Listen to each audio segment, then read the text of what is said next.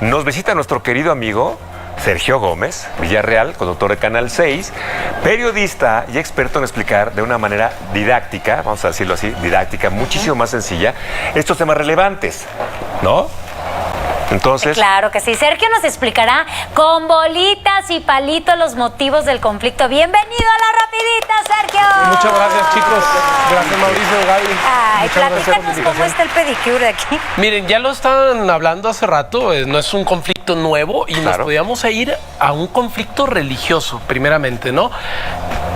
Quizás recuerden las clases de Biblia, si algún día las tuvieron o allá en la casa también, que escucharon o van a la misa, ya sea católica o cristiana, que son las mayorías de las religiones que se profesan en México, y les suena un nombre, Abraham. Abraham es el padre tanto de musulmanes como de los israelíes o de los judíos. Lo mismo para los católicos y para los cristianos. Entonces es un conflicto que se dice, viene desde allá. ¿Por qué? Porque tuvo varios hijos, tantos hijos como las estrellas, dice por ahí los textos sagrados. Abraham, ¿no? Sí, y hasta le pusieron la H intermedia a Abraham porque era eso, ¿no? El padre prácticamente pues de gran parte de la humanidad, Abraham. Ismael e Israel son hijos de Abraham. Y ahí inicia el conflicto, es lo que dicen. Aunque también hay que aclararlo. Digámoslo, más de 2000 años entonces. No, mucho más de 2000 años, porque es del Antiguo Testamento. Del Antiguo Testamento. Y digamos que el muchísimo Nuevo antes de la llegada de Jesucristo. Claro, el Nuevo Testamento tiene pues ya más de 2000 años. Total, el rollo este es prácticamente milenario, ¿no? Y muchos pasajes de los textos sagrados del cristianismo, del catolicismo, del judaísmo o incluso de los musulmanes hablan de estas tierras que hoy están en disputa. Pero no podemos decir, ay, es religioso nada más, ¿no? Porque miren, las guerras, ahí atrás hay mucho dinero, ¿no? O sea, si no tienes petróleo, difícilmente, por ejemplo, te van a querer invadir un territorio. Casi no hay petróleo, ¿no? Casi no hay petróleo por allá, por Medio Oriente. Y lo vamos a ver más adelante porque hay otras potencias que están metidas. Porque ahorita está en las noticias si es un rollo, si está ahí desde hace mucho este conflicto, ¿por qué vuelve? Se los voy a explicar más adelante. Pero bueno, vamos a ver un mapa que es bien interesante porque ya lo decía que es un aspecto económico, pero el territorio también pues vale bastante y más en poblaciones que están todavía más densamente pobladas, es decir, que hay más gente por metro cuadrado que aquí en la capital del país. Es más, que en Iztapalapa. La Franja de Gaza es una de las zonas con más densidad de la población del mundo. Hay 2,5 millones y ahorita vamos a ver el mapa. Un territorio muy pequeño. Un territorio muy pequeño, una franja, como lo dice el nombre. Bueno, veremos el mapa para darnos una idea de cómo ha crecido. Esto es 1946, posterior a la Segunda Guerra Mundial. ¿Qué es lo que pasa en la Segunda Guerra Mundial? Para no aburrirlos tanto, pues prácticamente las potencias que ganaron se van a repartir el territorio. Reparten lo que... ¿Quiénes? Pues los soviéticos o lo que ahora es Rusia y los gringos o Occidente, ¿no? Estados Unidos y sus aliados, Gran Bretaña, Francia, bla, bla. Así es. Entonces dicen, los aliados, digamos. Vamos a repartirnos, somos los buenos y los que ganamos la guerra, vamos a repartirnos el mundo. Oye, pero es que hay unas personas que están friegue y friegue, que quieren territorio y que los han desplazado y están repartidos por gran parte del mundo. Incluso en Alemania, los judíos.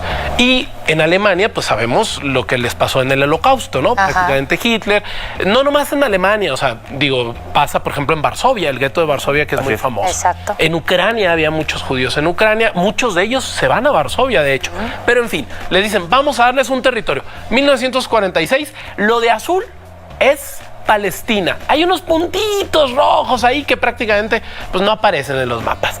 Y dicen, ahí van a vivir. El pueblo judío va a vivir ahí y vamos a inventar un país que lleva muy poco tiempo. Ya estás haciendo las cuentas, son como 77 años si mis, si mis matemáticas no me fallan. 77 años. Ah, pues sí, la edad de mi papá nació en 1940. Bueno, que por cierto le mando un saludo, mi hijo, te voy a ver en las rapiditas. Ahí está, es 1946, pero posterior dicen, ok, les vamos a regalar este territorio, vamos a no regalar porque se escucha mal. En los textos bíblicos ahí viene, ¿no? Claro. Y ahí está, lo rojo es Israel, ¿sale? Ok.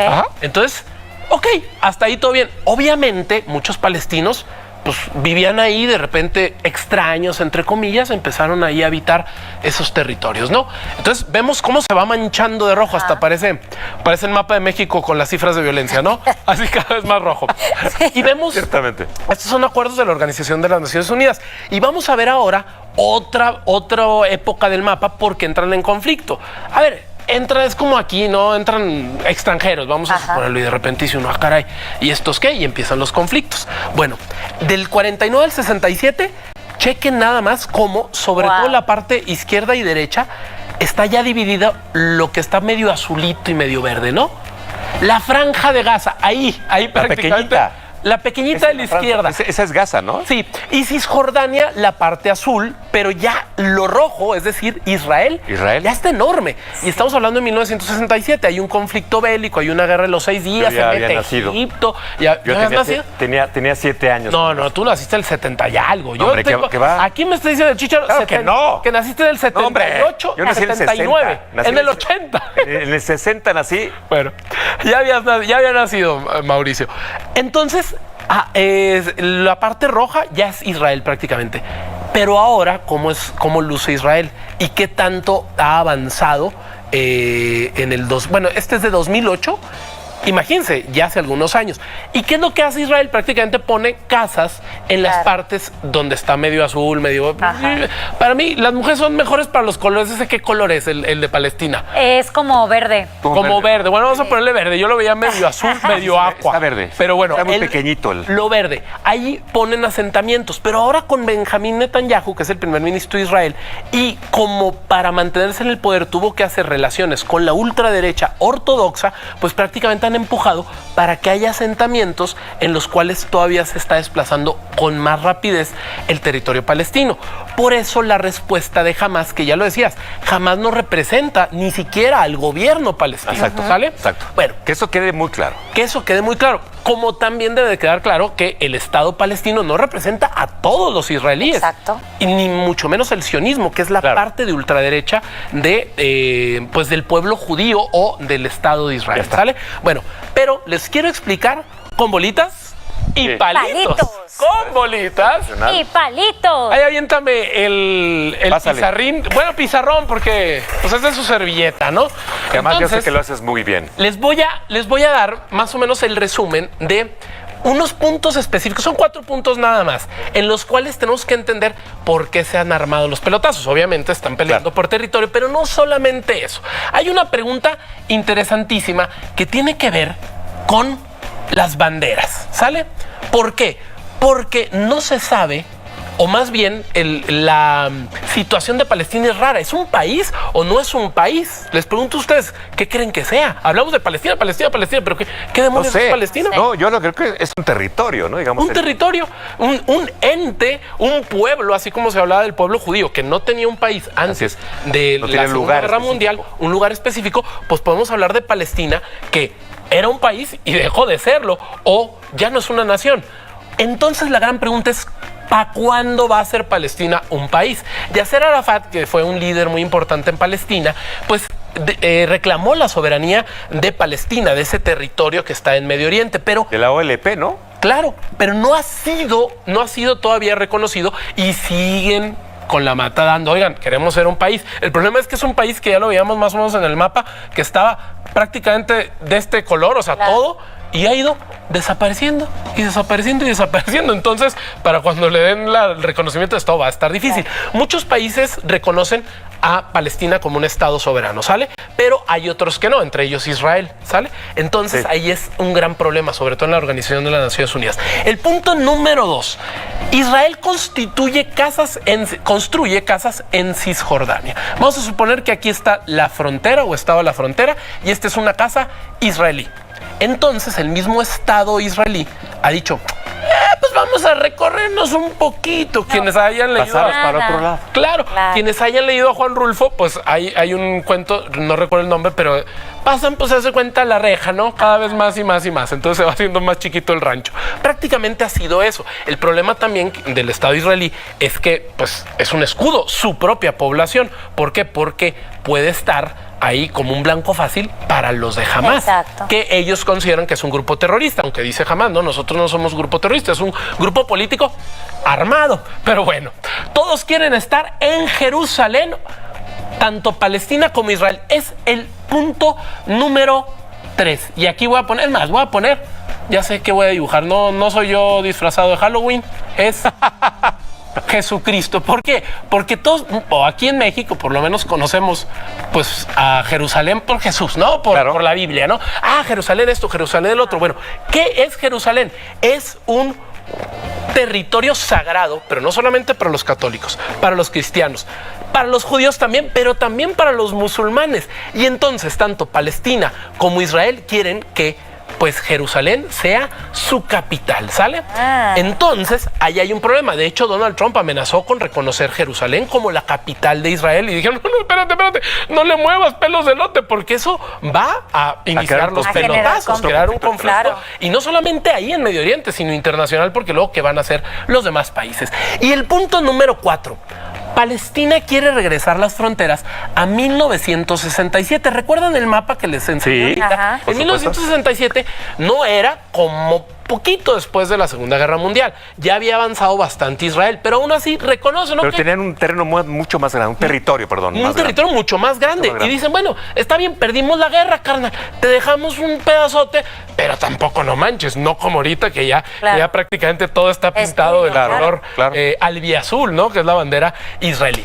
Bueno, pues así está el rollo. Prácticamente es por dinero y pues por también motivos religiosos y ortodoxos. Y por último les quiero hacer... Principalmente territorio, ¿no?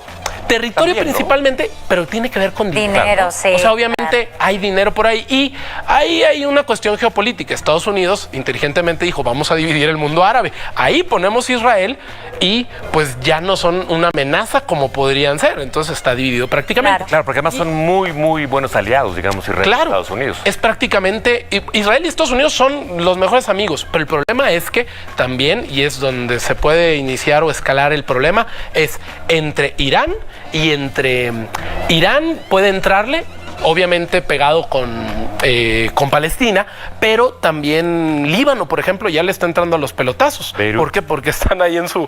Qatar también puede ser. Hay muchos países que están ahí metidos. Y por último les voy a dar 3 recomendaciones.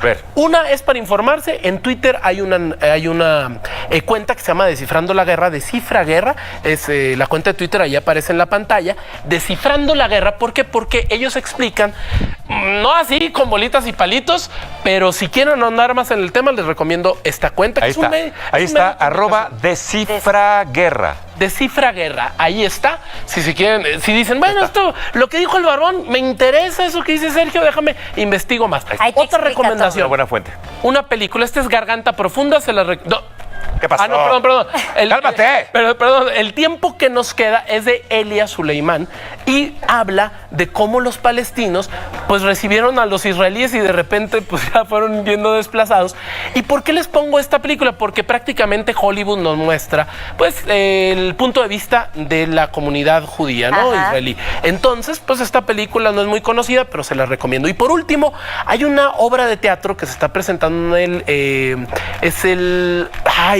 la Compañía Nacional de Teatro la está presentando en San Francisco Sosa, en Coyoacán, para la gente que vive en la Ciudad de México, y es gratuita y está los miércoles. Nada más tienen que mandar un correo. ¿De qué trata? ¿El Teatro Santa Catarina no será? No, es de la Compañía Nacional de Teatro, es ahí mismo en Francisco Sosa, en Coyoacán. Ahí vienen las fechas, son los miércoles de octubre, tienen hasta el 25 de octubre. ¿De qué trata? Rose. Ya ven que se están peleando, ¿no? Israelíes contra palestinos, todo el tiempo, judíos contra musulmanes. Bueno, es una mujer judía de 80 años que hace la shive o la chiva, es el luto. Durante 7 días se sientan y pues hacen el luto como uno hace luto, pero lo hace por una niña palestina.